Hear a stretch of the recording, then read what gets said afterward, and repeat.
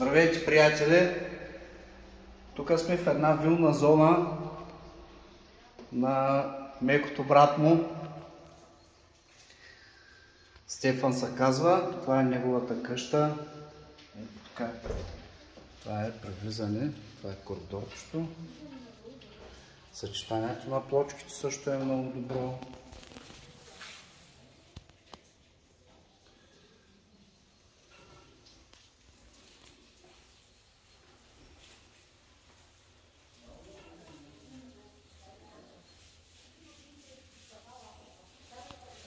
Тук борда е с 3 цвята, а стените с 2,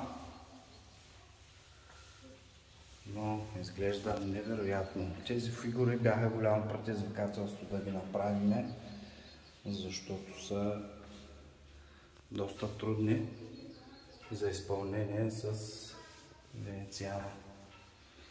Сега тук ще ви покажа всекидневната, която е. Ето така. Имайте търпение, ще ви покажа целият проект. Тук е бордовете с сивичко, бяло и черно. Тук имаме бяло и кафяво. Ето така. Сега ще ви покажа акцентната стена как изглежда. 5 метра и нагоре. Да.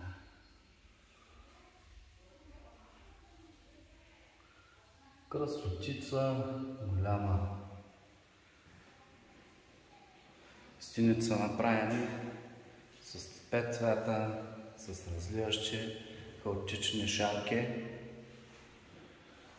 Ще ви покажа и около прозорците как е направено. Всичко е изчистено, включително и пода.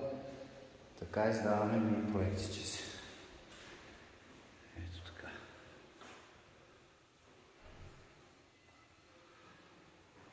Така.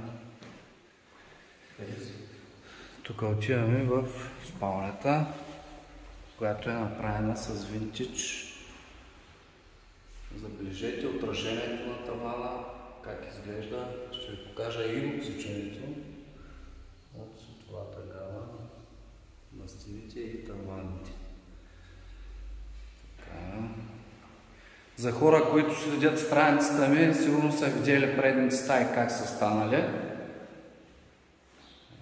Как отразява, вижте как се вижда. Точно също мене. Пояснявам тази мазилка с тук на Валпен, колкото повече съхне, толкова повече сбистра. В момента е хубаво бистро и тази стая е направена преди месец горе-долу. Затова изглежда много добре, като е съхнала. Ето тук има една илюзия, която можете да видите. Ето така. Е направено до половината.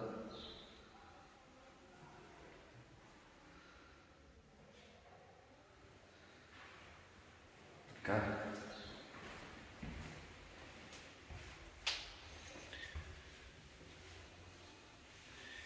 Това е за сега, приятели. Очаквайте следващия проект на Бонефарт. Бъдете здрави!